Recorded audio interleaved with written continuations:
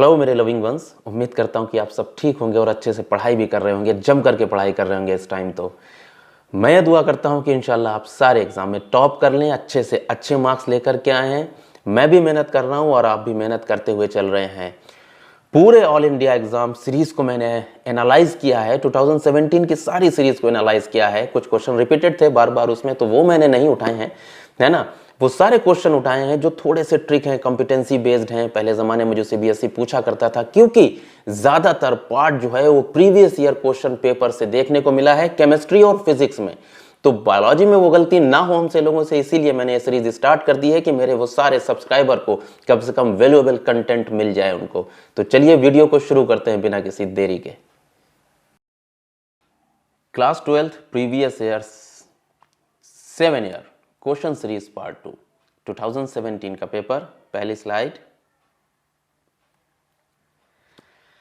Name the type of cross that would help to find the genotype of a pea plant bearing the violet flowers. ऐसी cross का नाम बताना है जिससे आपको जीनोटाइप पता चल जाए। मतलब ऐसी कोई क्रॉस है क्या जिससे आपको जीनोटाइप पता चलते हैं? तो हाँ, आपके पास एक क्रॉस है और उसका आंसर ये रहा, टेस्ट क्रॉस, है ना। State the two postulates of Oparin and Haldane with reference to origin of life. Evolution के सारे क्वेश्चन नोट करते हुए चलिएगा, है ना। ओपनिन एंड हेल्डन के ओरिजिन ऑफ लाइफ के दिए हुए सेंटेंस को पूछा है यहाँ पे कि क्या कहा था उन्होंने, कि केमिकल एवोल्यूशन की बात करी थी, ऑर्गेनिक एवोल्यूशन की बात करी थी, किसकी बात करी थी? तो आपका जो कीवर्ड है वो ये है। और सारे आंसर्स में आपको मैं कीवर्ड बता दूंगा, तो वीडियो पूरा देखिएगा। देखिए, first form of life could have come from the pre-existing non-living। इन्होंने बोला था कि नॉन लिविंग से ही बने हैं सब organic molecule such as RNA and protein. आधे नंबर का तो ये पॉइंट हो गया आपका। दूसरा पॉइंट आपको लिखना था, formation of life was proceeded by the chemical evolution. Chemical evolution यानी जितना भी इनऑर्गेनिक कंटेंट था पहले वो मिला, है ना। C+O2 H+O2 H2O ये सब बनते हुए चले गए, कार्बोहाइड्रेट बना, प्रोटीन बना, है ना। केमिकल एवोल्यूशन हुआ, उसके बाद में डाइवर्स ऑर्गेनिक मॉलिक्यूल्स का फॉर्मेशन हुआ फ्रॉम इनऑर्गेनिक कंस्टिट्यूएंट। ये चीज बताई थी आपके ओपनिन एंड हेल्डन ने। क्वेश्चन समझ लिया ना कि ये इनके पोस्टुलेट्स लिखना थे। एवोल्यूशन के क्वेश्चन बहुत ध्यान से देखिएगा।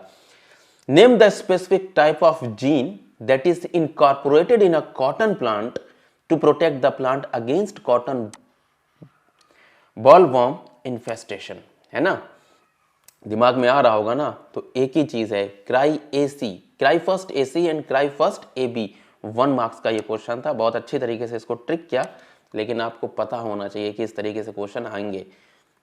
अगला देखिए, इंटरेस्टिंग है। What are cry genes in which organisms they are present. किसमें ये मौजूद होते हैं, क्राई जीन्स क्या करते हैं? तो क्या लिखना होता है ये आपके लिए अब इंपॉर्टेंट है ना। The jeans which code for the BT toxin, cry proteins लिख सकते हैं आप, टॉक्सिक प्रोटीन्स भी चल जाएगा, है ना। They are extracted from the bacillus thuringiensis. हमें पता है ना, बीटी बेसिलस थुरिनजेंसिस से निकाले गए थे। 1/2 + 1/2 मार्क्स का ये पॉइंट है। Okay, a pollen grain in an angiosperm at the time of dehiscence from the anther could be the 2-celled or 3-celled। Explain, ये दूसरा क्वेश्चन है बच्चों, how are the cells placed within the pollen grains when shed at the 2-celled stage। ये question बनाया, ये blue करना मैं भूल गया, कोई बात नहीं, है ना। तो ये एक्सप्लेन पूछा उन्होंने कि how are the cells placed within the pollen grains when they shed at the 2-celled। तो कैसे आएंगे? तो 2-celled स्टेज जो होती है आपकी मैच्योर पोलन ग्रेन कंटेंट, एक तो जनरेटिव सेल्स आपको पता होगी, एक होती है आपकी वेजिटेटिव सेल्स, है ना। ये दो ज्यादातर 2-celled में गिरता है, 3-celled में तो कम रहता है। Where as the 3-celled stage 1 vegetative cell है एंड 2 मेल गैमीट्स, ये लास्ट में बन जाएंगे। वाले 2-celled वाले भी बन जाते हैं, लेकिन वो अलग बात है ना। हाफ मार्क्स के हो गए। जनरेटिव सेल्स फ्लोट करती है साइटोप्लाज्म में ऑफ वेजिटेटिव सेल्स। ये पॉइंट लिखना आपके लिए बहुत जरूरी है, यही कीवर्ड है आपके लिए। Mention the one application for each of the following. इनमें से सबकी एक एक एप्लीकेशन लिखना है, क्योंकि एप्लीकेशन बेस्ड सीबीएसई ने बोला है कि वो एप्लीकेशन बेस्ड क्वेश्चन पेपर पूछेंगे। जहां तक मैथ्स और फिजिक्स और केमिस्ट्री का सवाल रहा है अभी तक का पेपर जो था, सभी कठिन आए हैं। तो बायोलॉजी से उम्मीद मेरी कोई ज़्यादा अच्छी नहीं है कि हाँ सिंपल आएगा, लेकिन अपन तैयारी पूरी करते चलेंगे। पैसिव इम्यूनाइजेशन की, एंटीहिस्टामाइन की, कोलोस्ट्रम की, साइटोकाइन बैरियर की एप्लीकेशन पूछिए, है ना। तो पहला है पैसिव इम्यूनाइजेशन क्या करता है, परफॉर्म्ड एंटीबॉडीज हमारे अंदर, है ना, इंजेक्ट कर दी जाती हैं तो हमें इम्यूनिटी मिल जाती है। Antitoxin for the quick response in case of deadly microbe, जैसे कि टेटनस या स्नेक बाइट। ऐसा क्वेश्चन उन्होंने सीबीएसई सैंपल पेपर में भी पूछा है ना। स्नेक बाइट के जरिए जब भी सांप हमें काट लेता है तो हमें परफॉर्म्ड एंटीबॉडीज हमारे अंदर डाली जाती हैं ताकि हम बच जाएं। Reduces the symptoms of allergy, antihistamine का यही काम होता है। Provide the passive immunity antibodies IgA into newborn, baby में ये होता है। Protection of non infected cells from the further viral infection, cytokine barrier, है ना। इंटरफेरॉन की बात करिए, यहां पे किसकी बात करिए उन्होंने, इंटरफेरॉन, नोट कर लीजिएगा। प्रोटीन होती है जो हमारी बाकी सेल्स को बचाती है। अगली स्लाइड है अपनी, name the microbes that help the production of the following products commercially. ऐसे बहुत सारे क्वेश्चन थे, है ना, जो मुझे एप्लीकेशन बेस्ड लगा वो मैंने उठा लिया। स्टेटिन कहां से मिल रहा है, सिट्रिक एसिड कहां से मिल रहा है, पेनिसिलिन कहां से मिल रहा है, ब्यूट्रिक एसिड कहां से मिल रहा है। अच्छा, इनको अलग अलग तरीके से भी पूछा था उन्होंने, तो मेजरली वो यही पूछते भी हैं इनमें से, है ना। मोनास्कस परप्यूरियस से आपको स्टेटिन मिलता है, एस्परजिलस नाइगर से आपको सिट्रिक एसिड, पेनिसिलियम नोटेटम से हमें पेनिसिलिन एंटीबायोटिक मिलता है, कोलोस्ट्रीडियम ब्यूटिलिकम से हमें ब्यूट्रिक एसिड मिल जाता है ना। Suggest to practice giving one example of each that help protect a rare or threatened species। ये नोट कर लीजिए, ex-situ in situ कंजर्वेशन आपसे 101% पूछा जाएगा एग्जाम में, है ना। देखिए कौन से दो ही टेक्निक अपने पास में। नंबर 1 इन सिटू कंजर्वेशन, जहां पे इनसाइट कंजर्वेशन हमें करना रहता है। फॉरेस्ट है, फॉरेस्ट के अंदर कंजर्वेशन प्रोवाइड करना। बायोडाइवर्सिटी हॉटस्पॉट है, बायोस्फीयर रिजर्व बना करके, नेशनल पार्क बना करके, सेंचुरीज, रैमसार साइट्स, सेक्रेड ग्रुप्स बना करके, है ना। अच्छा, ये बच्चे बड़ा कंफ्यूज रहते हैं, रैमसार साइट्स तो कोई मेंशन नहीं, लेकिन मेंशन है ये सप्लीमेंट्री मटेरियल में, है ना। सीबीएसई एकेडमिक पे जाइएगा, वहां पे सप्लीमेंट्री मटेरियल जरूर डाउनलोड करके पढ़ लीजिएगा एक बार, okay. Ramsar sites, sacred groups and so on, ये सब इनसाइट कंजर्वेशन है। एक्स-सिटू में किसी जगह से किसी जानवर को या किसी प्लांट को उठा करके दूसरी जगह पे लाना और उसको प्रोटेक्शन प्रोवाइड करना है, एक्स-सिटू कंजर्वेशन है। जूलॉजिकल पार्क अपन बनाते हैं, बॉटनिकल गार्डन अपन बनाते हैं, wild life safaris park, cryo preservation technique, tissue culture है, सीड बैंक्स है, पॉलन बैंक्स हैं एंड सो ऑन। ये सारे के सारे इन सिटू कंजर्वेशन के अंदर आते हैं। इन सारे पॉइंट्स को आपको डिस्कस करना रहेगा, है ना। Can a plant flowering in Mumbai be pollinated by the pollen grains of the same species growing in a New Delhi? Provide the explanation to your answer। अच्छा क्वेश्चन, देखिए ऐसे क्वेश्चन बेहतरीन लगते हैं। Draw the diagram of pistil। अब देखिए where the pollination has successfully occurred, pollination हो चुका है। Label the parts of the involved reaching the male gametes to its desired destination। ये देखिए stigma, pollen tube, synergids, filiform apparatus, micropylar end होते ये point हैं जो कि मदद करते हैं पॉलन ट्यूब को स्टिग्मा से कहां तक ले जाने तक, फीमेल गैमेटोफाइट तक ले जाने के लिए। तो ऐसा हो सकता है क्या? यस, बाय आर्टिफिशियल मींस हम ऐसा कर सकते हैं हम, है ना। हाइब्रिड सीड इसी तरीके से बनाते हैं, आर्टिफिशियल हाइब्रिडाइजेशन के अंदर ये चीज आती है ना। Diagram the following labelling, stigma number 1 पे होना चाहिए, pollen tube, synergids, filiform apparatus, micropylar end जिसको बोला जाता है। तो ये सारी चीजें आपको मेंशन करनी है डायग्राम में। देखिए ऐसे डायग्राम से क्वेश्चन आते हैं। Both haemophilia thalassemia are blood related disorder in humans. देखिए एक मेंडेलियन डिसऑर्डर से एक क्वेश्चन आपको 101% पेपर में मिलने वाला है। Write their causes and difference between them. देखो हीमोफीलिया क्या होता है और thalassemia. Single protein involve in the clotting of blood is affected. Haemophilia में जो क्लॉट करने वाली जो प्रोटीन होती है वो होती नहीं है, लगातार ब्लीडिंग होती रहती है।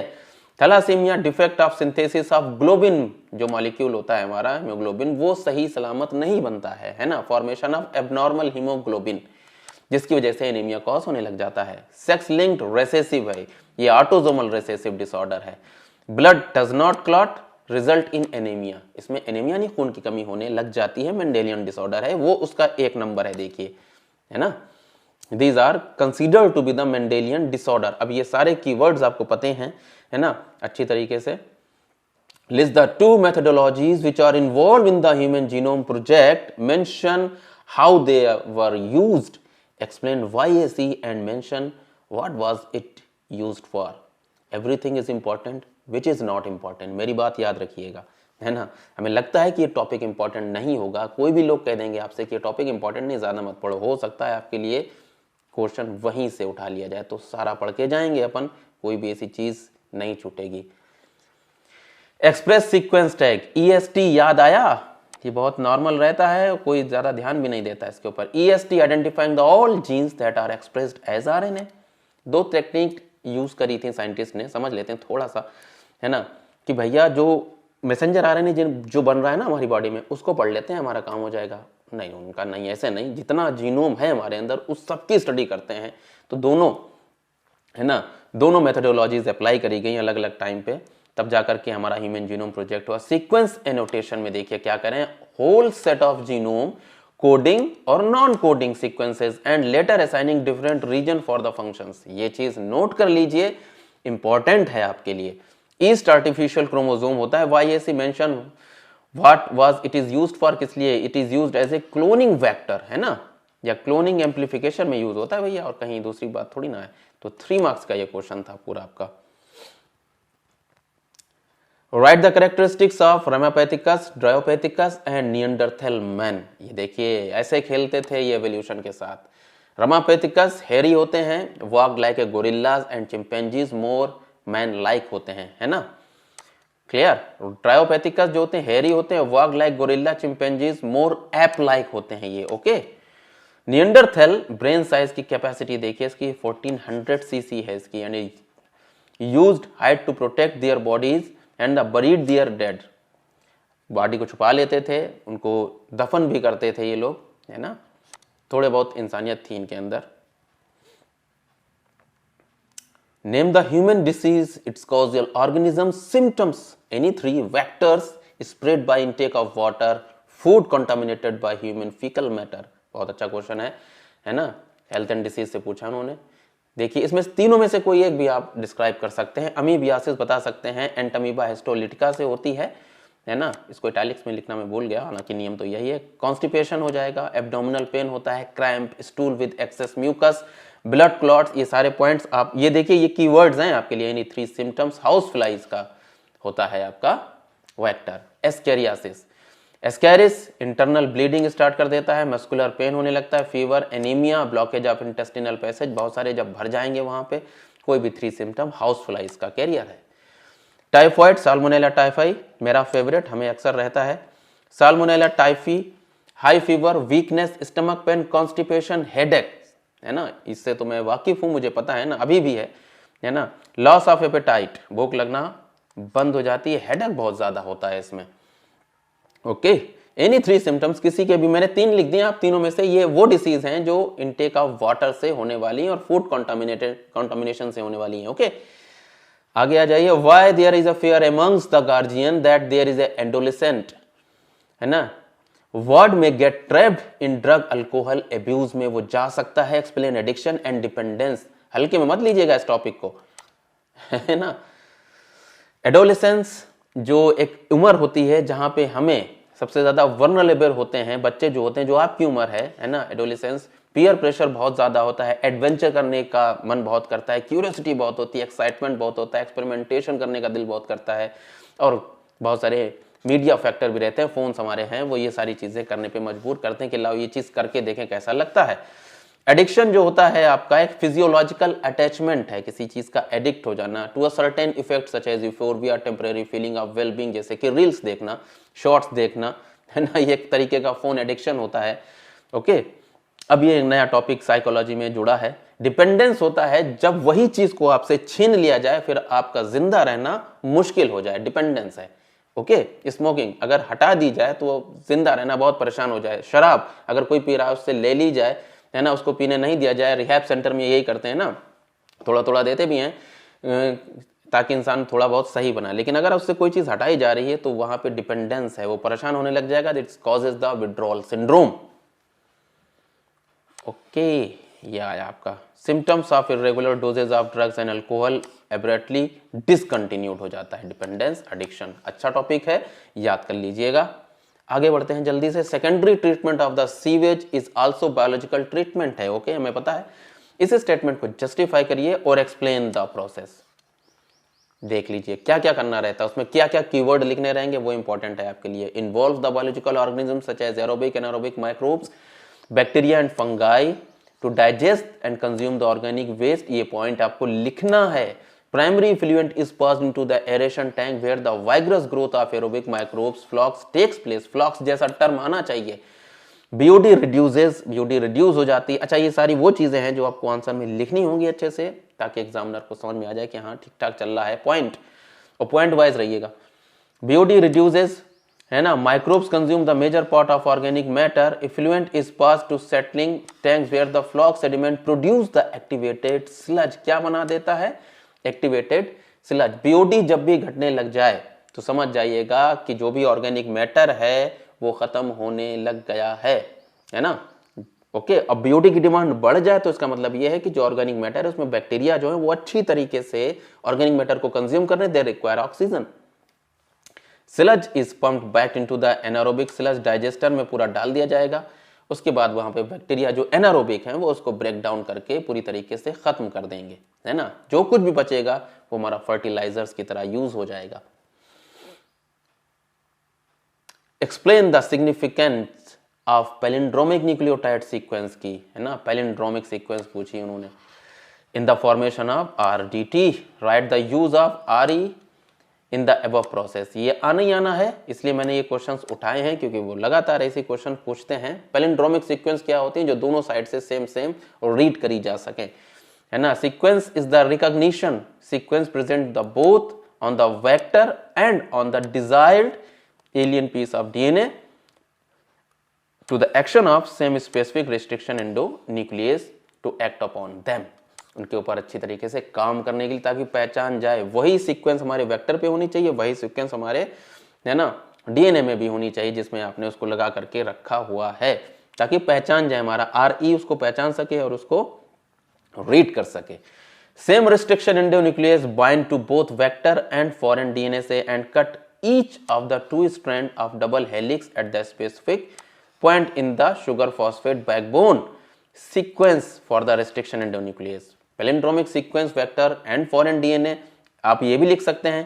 to cut the strands little away in the center the palindrome sites create the overhanging sticky ends। इसको एक डायग्राम भी दिया गया एनसीईआरटी में, है ना। जो डायग्राम दिया गया है आप वो डायग्राम भी बना सकते हैं। आपको प्रोसेस लिखने की जरूरत नहीं, बस डायग्रामेटिकली लिखा हुआ था मार्किंग स्कीम में कि डायग्रामेटिकली अगर बच्चा एक्सप्लेन कर रहा है तो वो बता सकते हैं आप उसको, है ना। Right the use of restriction endonuclease in the above process, पूरा रेस्ट्रिक्शन एंजाइम का वो दिया गया है ना, तो वो लिखना है यहाँ पे आपको, और वो बता देंगे तो बेहतर लगता है। वो ये सारी चीजें हैं कि आपका रेस्ट्रिक्शन एंजाइम सेम यूज किया जाता है ताकि एक ही जगह से स्टिकी एंड बन सके। आप अलग अलग यूज कर देंगे, वो अलग कट कर रहा है, वो अलग, तो पैलिंड्रोमिक सीक्वेंस मैच ही नहीं करेगी, तो आपका अलाइनमेंट नहीं होगा, वहां पे आप जोड़ नहीं सकते वहां पे। Describe the rules of heat primers bacterium Thermus aquaticus in the process of PCR. देखिए बहुत इंपॉर्टेंट, बहुत अच्छा क्वेश्चन आपके लिए। हीट क्या करती है? डीनेचुरेशन, डीएनए को तोड़ फोड़ के अलग कर देगी, फॉस्फेट और उसमें हाइड्रोजन बॉन्ड सारे अलग हो जाएंगे, सारे स्ट्रैंड अलग हो जाते हैं, 2 स्ट्रैंड्स ऑफ डीएनए। प्राइमर्स क्या करते हैं हमें पता है। Enzyme DNA polymerases extend the primers using the nucleotide होती है ना हमारी, provide in the reaction and the genomic DNA as a template. भैया डीएनए बना रहे हो ना, तो प्राइमर्स की जरूरत पड़ेगी, न्यूक्लियोटाइड सीक्वेंस की जरूरत पड़ेगी। These are the primers, chemically बनाए जाते हैं, रहते हैं मीडियम में, है ना, तो वो प्राइमर्स हैं। इनका रोल बहुत अच्छा है क्योंकि आप बना नहीं सकते, प्राइमर्स नहीं होंगे आप डीएनए मल्टीप्लाई नहीं कर पाएंगे, एम्पलीफाई नहीं कर पाएंगे। थर्मस एक्वेटिकस में पता है उसे टैक डीएनए पॉलीमरेज मिलता है, टैक DNA polymerase.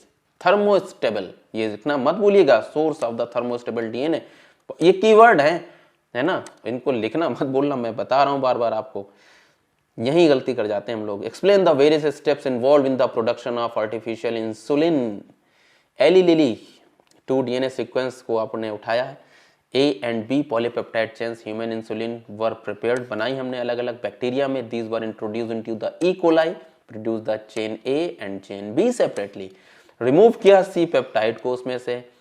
These chains were extracted and combined by creating the disulfide bond, है ना. 1 point 1 point 1 point इस तरीके से नंबर आपको मिलते चले जाते हैं. ये चीजें आपको लिखनी होंगी.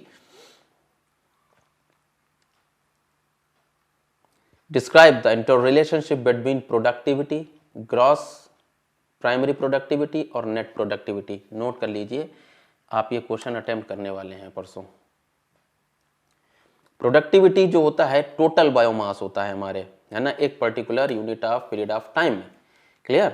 आपने कोई प्लांट लगाया, फिर 1 महीने बाद उसकी प्रोडक्टिविटी नोट कर ली, तो वो उसकी प्रोडक्टिविटी है, कितना बायोमास का प्रोडक्शन उसमें हुआ है. लेकिन आपने क्या दे दिया, per unit area over period of time, है ना. प्रोडक्टिविटी आपका एक खेत है ना, एक 2 हेक्टेयर का, उसमें आपने आलू लगाए हैं, तो उसमें प्रोडक्टिविटी आपने देखी कि कितनी हुई. दैट्स जीपीपी क्या होती है, is the rate of production of organic matter, कितना बना during photosynthesis in an ecosystem. ये है आपका ग्रॉस प्रोडक्टिविटी. नेट में रेस्पिरेशन आप निकाल देंगे तो net productivity. Gross productivity minus the respiration loss. भाई जो प्लांट है वो रेस्पिरेशन भी तो करेगा, उसका हिस्सा हटा दीजिए. Explain the phases in the menstrual cycle of human. यही बच्चे कहेंगे सर ये क्वेश्चन आप इतना क्यों सिलेक्ट कर लेते हैं, क्योंकि बेटा वो हर क्वेश्चन सेट में मुझे दिखाई देता है ना. मेंस्ट्रुअल साइकिल वो हमेशा पूछते हैं, पता नहीं कितनी मोहब्बत है सीबीएसई को मेंस्ट्रुअल साइकिल से, वो हमेशा पूछते रहते हैं. Menstrual phase, follicular phase, luteal phase, इसका जो प्रॉपर आंसर है पिछले वाले वीडियो में भी मैंने दिया था. प्रॉपर अंडरस्टैंडिंग वाला देखिए आ गया, है ना. Family planning, do you agree with the statement. तो सबसे पहले मेंस्ट्रुअल फेज 3 to 5 डेज आपका cycle where the menses started. Break down the endometrial lining आपको बताना रहेगा. फॉलिकुलर फेज में from 5th to 14th day there is a cycle where the primary follicles grow to become the fully mature Graafian follicles. ये point आपको लिखना है. Endometrium uterus regenerate and Graafian follicle raptures and release the ओवा. 14th day के ऊपर ही 3 number यहाँ से आपको कंप्लीट करने रहेंगे. ल्यूटियल फेज में आप आ जाइए 15th to 28th डे. ये लिखना मत भूलिएगा, फेजेस जब भी मेंशन करें तो ये मत लिखना भूलिएगा कि कौन सा फेज कब स्टार्ट हो रहा है. Graafian follicle transform into the corpus luteum, है ना. प्रोजेस्टेरोन रिलीज करने लग जाता है आपका कॉर्पस ल्यूटियम जो होता है ना. यस, ये आंसर सही है, आप लिख सकते हैं. Can take the appropriate precaution between 10 to 17th day of menstrual cycle. Chances of fertilization are high. Compare the giving reason J-shaped, S-shaped model population growth of species. Explain the fitness of species mentioned by Darwin, है ना. J-shaped growth curve कब बनता है ना. Resources are unlimited, जब J-shaped बन जाता है एकदम से, है ना. इस तरीके से ये J-shaped बन जाएगा like that. Okay, resources are limited, और ये इस तरीके से सिग्मोइड बन जाता है ऐसे. जब रिसोर्सेज लिमिटेड होते हैं, ग्रोथ इज एक्सपोनेंशियल, बहुत तेजी से होती है, लॉजिस्टिक होती है, ये ज्यादा बेहतर होता है. As the resources are unlimited all the individual survive and reproduce. Fittest will survive and unfittest will eliminate from the environment.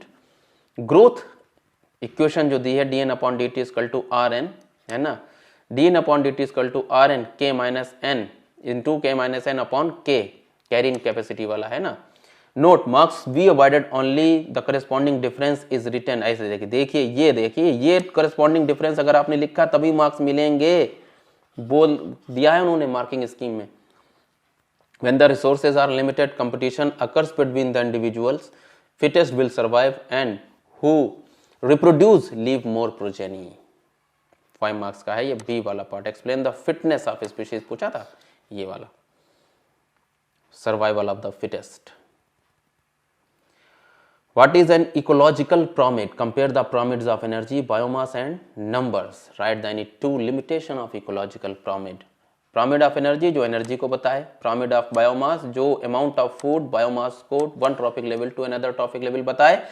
Pyramid of numbers जो number of organisms को बताए. Always upright होता है, mostly upright and can be inverted.